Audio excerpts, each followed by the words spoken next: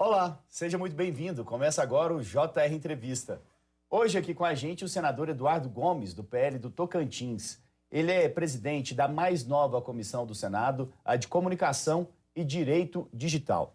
Seja muito bem-vindo aqui ao JR Entrevista, senador. Obrigado, Thiago. Olá.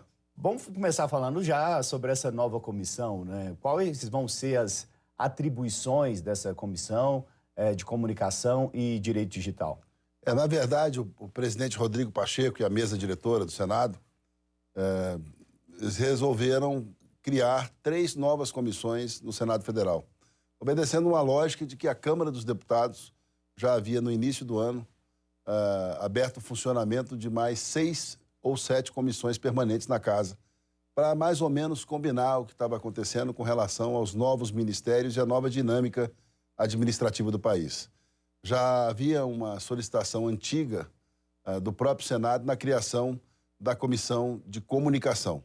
E nós adicionamos aí essa matéria nova, dinâmica, até desconhecida, que é o direito digital. A sociedade vem discutindo cada vez de maneira mais forte a regulação nas plataformas, mantendo o direito de expressão, a liberdade das pessoas, mas principalmente entendendo que é um novo mercado e essa nova vida do ser humano, praticamente 24 horas por dia, conectados de alguma forma com conteúdo, informação e transformação da vida das pessoas. Então, essa comissão veio no momento em que a gente vai tratar de radiodifusão, de regulação, de espectro, das áreas técnicas, mas também vai construir junto com as outras comissões, Constituição e Justiça, Ciência e Tecnologia, com os outros presidentes de comissão, construir a consolidação de uma coisa nova que a gente precisa trabalhar, que é o direito digital. Bom, vamos começar falando então um pouco de direito digital, que é algo que chama muita atenção, né? A gente tem aí, principalmente agora, essa questão da inteligência artificial, né? Que tem assustado, acho que todo mundo que começa a entender um pouco, né? Por exemplo, a gente teve uma polêmica recente aí que um youtuber, por meio da inteligência artificial, colocou vozes de cantores que já morreram para interpretar uma outra música. Ou seja, a inteligência artificial consegue até colocar vozes de outras pessoas, né? O que a gente precisa regulamentar, o que a gente precisa avançar nessa área que tem chamado tanta atenção? De maneira recorrente, Thiago, a gente tem visto a Rede Record, que é muito popular, está no dia a dia da vida das pessoas, a produção de várias matérias que vêm desde o golpe de transferência de recursos através de Pix, que agora a inteligência artificial já oferece um golpe com a própria voz de um familiar, de uma pessoa muito próxima, pedindo recurso. Outros instrumentos estão sendo utilizados, como esse caso da reprodução de artistas que já morreram. Recentemente, na semana passada, nos Estados Unidos, o dia político foi muito agitado, porque havia declarações da ex-primeira-ministra Hillary Clinton, do próprio Donald Trump, dizendo em suas plataformas coisas que eles jamais disseram e defendendo teses que eles jamais defenderam.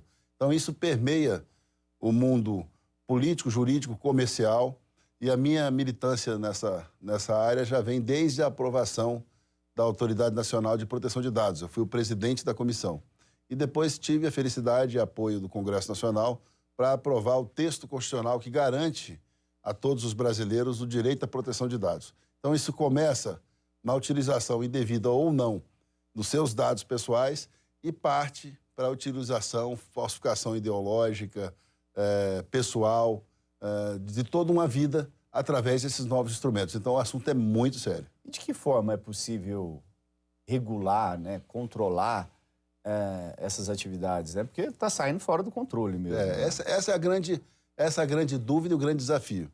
É regular sem retirar das pessoas a privacidade, o direito à expressão livre das suas ideias, evidentemente que obedecendo às regras de punição que existem no mundo real, que é a ofensa à honra, fake news, uma série de prerrogativas que já tem na previsão da lei as suas penalidades, mas, de alguma maneira, regular a atividade que chega instantaneamente às mãos de cada um de nós através das redes sociais. Então, é um assunto difícil, está sendo tratado no mundo inteiro.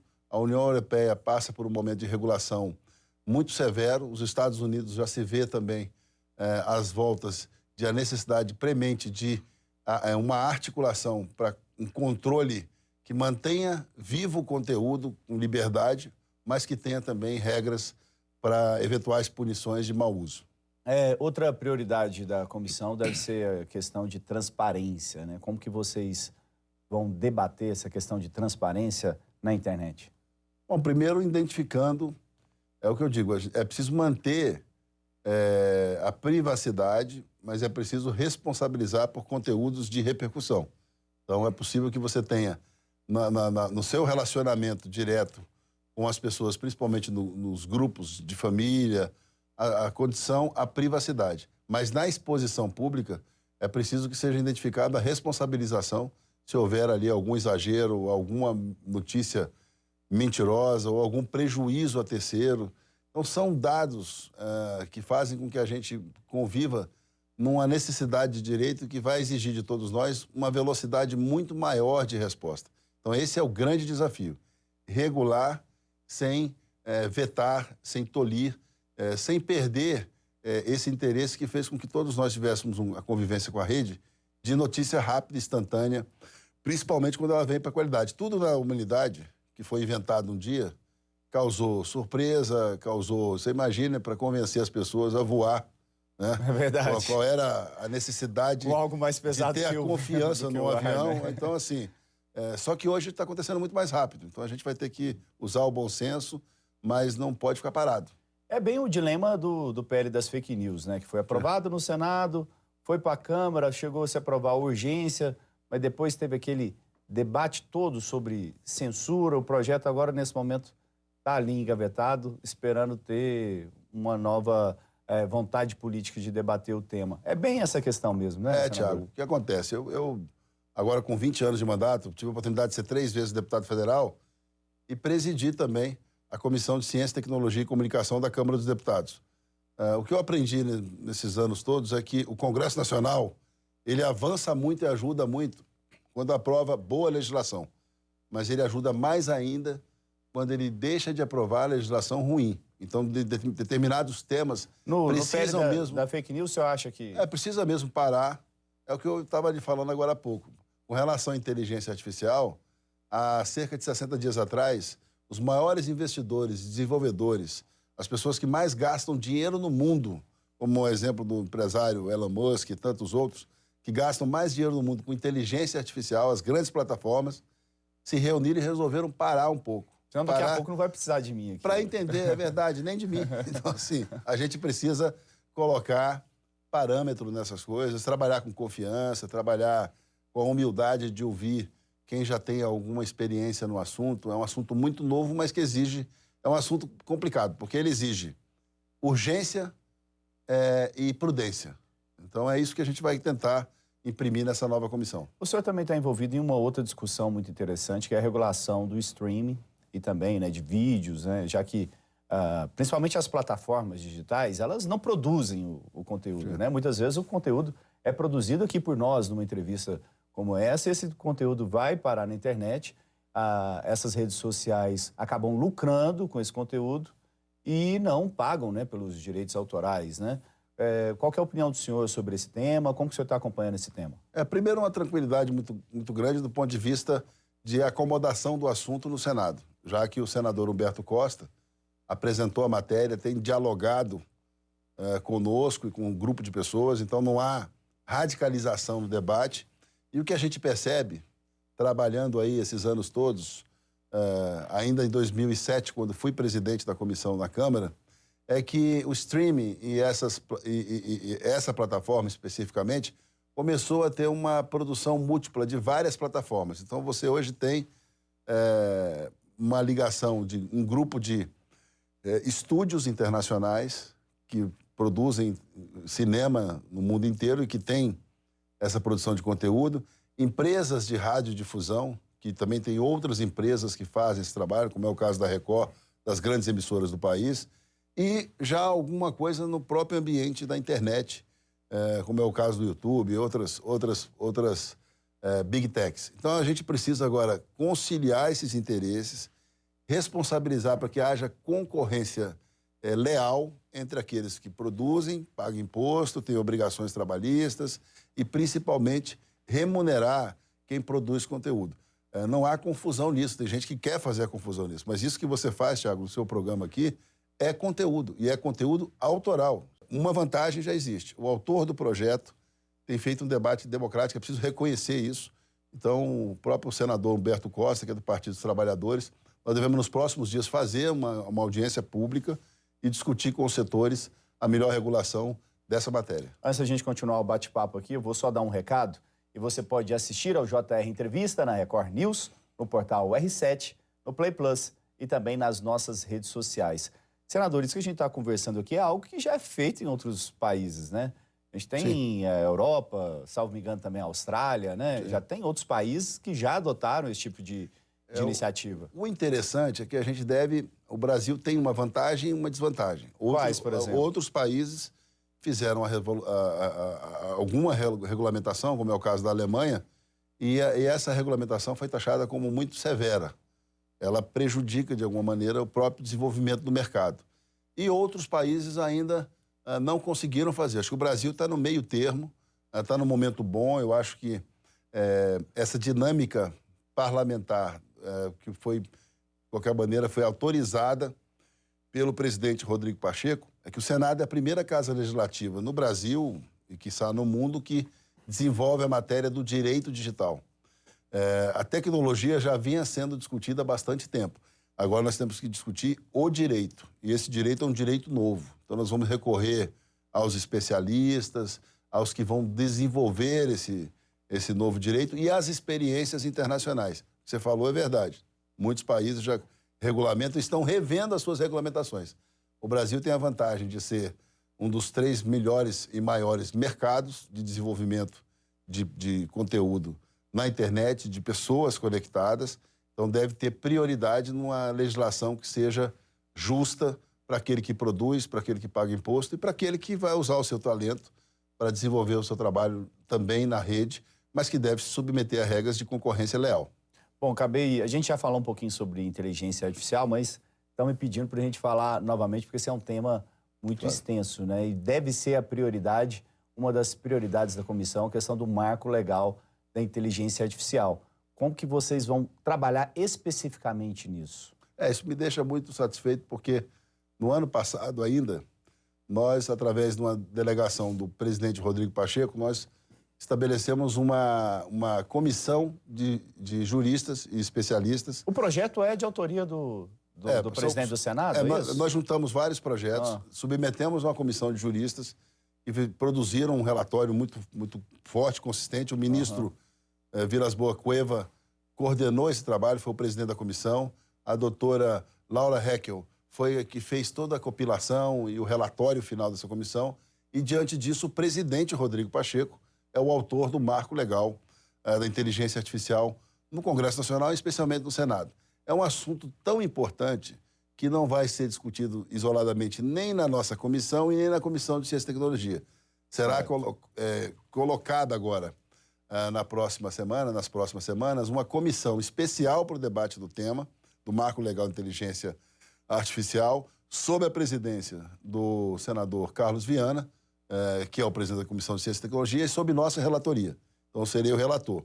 Nós estamos trabalhando de maneira muito intensa, mas é um assunto muito, muito, muito sério, muito dinâmico, e a gente quer fazer isso. Você imagina, vou repetir aqui que os maiores especialistas do mundo pediram um tempo. O resultado de toda essa reunião foi: vamos dar um tempo aqui para ver o que vai acontecer, que tem muita coisa sendo desenvolvida ao mesmo tempo. A gente já sabe, o senhor que está por dentro do assunto, a gente já sabe tudo que é capaz essa tecnologia fazer? Eu acho que não, né? Mas, por exemplo, dá para dar alguns exemplos? Para não tentar exagerar muito, é como se a gente imaginasse, dentro de um tempo muito curto, 2 hologramas aqui fazendo esse debate que nós estamos fazendo aqui no seu programa. Nem eu estaria aqui, nem você, mas nós estaríamos no vídeo. Pois é, mas será as pessoas. Que eles... Então, imagine, que maluquice. E a inteligência artificial teria a capacidade ainda de saber mais ou menos o que a gente pensa? Quais são as nossas linhas de raciocínio? As leis de inteligência artificial, elas vêm de séculos atrás, quando você entende que a máquina existem as regras da máquina. A máquina pode executar, ela não pode julgar, pensar. Então, é um debate muito profundo que a gente vai viver. Eu sempre cito uma música do Paulo Sérgio Vale, que o Paralamas do Sucesso gravou, que chama Capitão de Indústria, e que uma frase da música diz, olha, quando eu me vejo perdido entre as coisas que eu criei. Então, nesse momento agora, a humanidade, toda a humanidade, passa por essa grande pergunta, né? Até onde a gente pode se responsabilizar? Qual é o limite? Qual é o momento em que a máquina vai responder? Porque a tendência do homem é aprimorar a máquina até que supere a si mesmo. Então, é muito sério esse assunto. E vocês, no Congresso Nacional, já têm alguma ideia do que é preciso limitar? Primeiro, a informação verdadeira, né? Você não pode manipular vozes e criar novos produtos sem uma responsabilidade, sem uma fiscalização, senão nós teríamos uma nova entrevista como essa que nós estamos fazendo aqui. Essa questão das vozes é impressionante. Né? Você não pode acreditar num áudio, por exemplo, que você receber. Simplesmente eles poderiam pegar a nossa entrevista aqui e fazer uma entrevista completamente diferente, falando de futebol, falando de outra coisa. Então, assim, essa regulação, a identificação de quem regula, como regula, qual é o código de ética da utilização da tecnologia, que é o grande desafio da humanidade, não é nem do Brasil, nem do Congresso, nem do Senado, é da humanidade. E é um pouco como o senhor falou também, né? Tem a questão da criminalidade. Vamos supor, uma pessoa com pouco conhecimento em casa recebe um áudio de algum parente pedindo dinheiro, por exemplo, como o senhor falou. Imagine um aposentado de idade avançada recebendo a ligação de um filho, a voz de um filho. Essa pessoa não pensa duas vezes, vai transferir dinheiro. Esse golpe está acontecendo.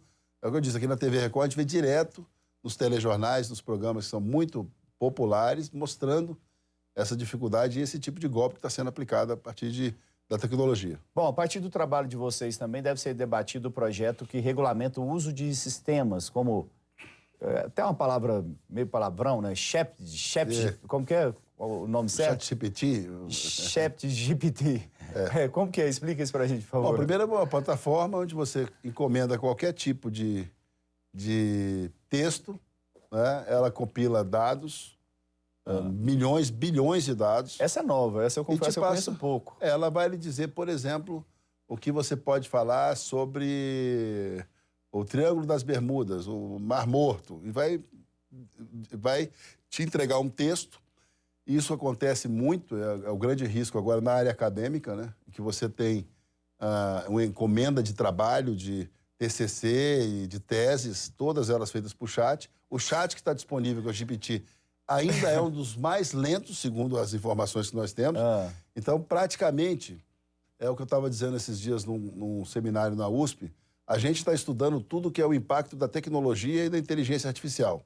Certo. Mas agora virá, eu tenho certeza absoluta, eu até perguntei isso lá na USP, um segundo grupo que vai analisar o efeito humano da utilização da inteligência artificial. É evidente que se você pegar um filho seu ou qualquer pessoa da sua família e começar a interagir e ter toda a formação dela feita por inteligência artificial, haverá, no futuro próximo, um efeito direto no comportamento dessa pessoa. Essa pessoa vai ter uma relação maior com a inteligência artificial do que com o tio, do que com o pai, do que com a pessoa da família. Então, assim, são vários efeitos. O mundo realmente mudou, a velocidade do mundo mudou. Essa geração que vem, você já nota a diferença quando você passeia por Brasília ou qualquer outro lugar do Brasil. Você passa e já não vê mais campo de futebol, você não vê mais aquela interatividade com a vida diária das pessoas. Existe parte da humanidade hoje que está direto ligado numa tela, de uma maneira ou de outra, e isso vai ter um efeito humano. Então, esse efeito humano não foi calculado. Por isso que a velocidade das tecnologias oferecidas, a regulação, elas exigem da gente a responsabilização.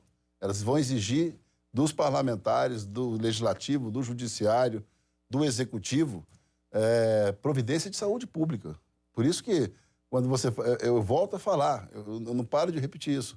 Quem mais investe nisso no mundo, quem mais entende disso no mundo... Já está assustado, né? Terminou a última reunião sem dizer nada. Não tinha o que dizer, vamos esperar um pouco. Bom, e a gente vai fazer uma pequena pausa aqui no JR Entrevista. Continue com a gente vai para um rápido intervalo e volta já. Estamos de volta com o JR Entrevista. Aqui com a gente o senador Eduardo Gomes, do PL do Tocantins. Ele é o presidente da Comissão de Comunicação e Direito Digital do Senado, uma comissão, como a gente disse no primeiro bloco, que acabou de ser criada pelo Senado Federal. Vamos falar um pouquinho de política no geral, como que o senhor está vendo, principalmente as questões econômicas, né? A gente tem discussão no Senado agora a questão do arcabouço fiscal. Qual que é a opinião do senhor sobre essa nova política pública aí para tentar controlar os gastos públicos, né? Já que a gente acabou com o teto de gastos, né? Na verdade. Como que o senhor vê essa discussão? Bom, primeiro, um olhar de quem teve a responsabilidade, isso me orgulha muito, e eu devo isso muito ao povo do estado do Tocantins, que me elegeu, de ter sido 3 anos e 3 meses líder do governo do ex-presidente Jair Bolsonaro no Congresso Nacional. Então, em diversos momentos, nós tivemos a cooperação da oposição, inclusive para enfrentar as graves crises da pandemia, seca severa, o acidente de Brumadinho, uma série de tragédias recentes que fizeram com que o governo tivesse dias muito difíceis. E agora, no início do governo Lula, a gente permanece na oposição, mas de maneira construtiva. Felizmente, mesmo com toda a dificuldade, no governo Bolsonaro nós aprovamos a reforma da Previdência, aprovamos o Marco Geral do Saneamento, a Lei do Gás, a independência do Banco Central e uma série de outras leis estruturantes. Tanto é que o assunto mais comentado no final do governo Bolsonaro era a reforma tributária e hoje é a reforma tributária. Então ficou basicamente para esse 20 governo. anos a gente fala da reforma tributária. Aí pelo menos nós limpamos o restante. Então agora, depois da aprovação da PEC emergencial, vem a votação do arcabouço.